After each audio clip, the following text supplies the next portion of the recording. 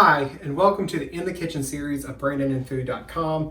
I'm Brandon, and I'm going to teach you all the tips, tricks, and things you need to know about making great Southern food. So today we're going to be focusing on a Southern staple vegetable, which is the green bean.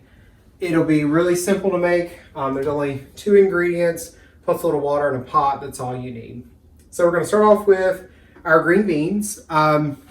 I've got this can. This can is some we canned last year from some that we grew. But get a can out of the grocery store. You could use fresh green beans if you have them. And I'm going to just use a quart because I'm going to make a small amount. But you can scale this recipe up or down for the number of people that you have that you're trying to feed. So start with a can of green beans. You'll need some sort of seasoning fat. So I have here some, just some fat back. That's what we're going to use. That's the secret sauce to your green beans. Some people will use a ham hock. Some people may use bacon. Some people may use even like a smoked turkey wing. Basically any sort of good fat or bone that you can throw in and really get that rendered out in that flavor. That's what we're looking for. And get you a pot that it's all gonna fit in. So I've just washed and drained my green beans, and now I've topped them up with water, maybe about ½ inch over, with about ½ inch of water over the green beans. And so now it's time to add our fat. So I'm using fat back here. Fat back is preserved in salt, so it's already pretty salty. I'm not gonna wash it because I want that really good salty, meaty flavor to go into our green beans. That's what makes Southern style green beans so great. So we just pop these in to the water here. I've got whole about 6 ounces of fat back here. So I'm gonna add most of it in. So we'll probably got 4 or 5 ounces to this quart. And that's really key. You want a good bit of fat to render as you're going in.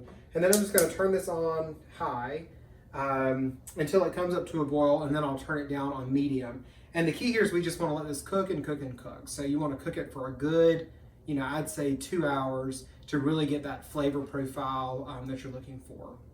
You may need to top off your water, so kind of keep an eye on it every so often. It's not something that you should have to sit and really babysit or watch, but just make sure that you don't burn the beans, that all the water doesn't evaporate and you burn the beans. Because the absolute worst thing you can do is have burnt beans or a crunchy vegetable. We don't do crunchy vegetables here in the South. So yeah, that's really it. I'll see you in about 2 hours. So it's been 2 hours and our beans are looking great.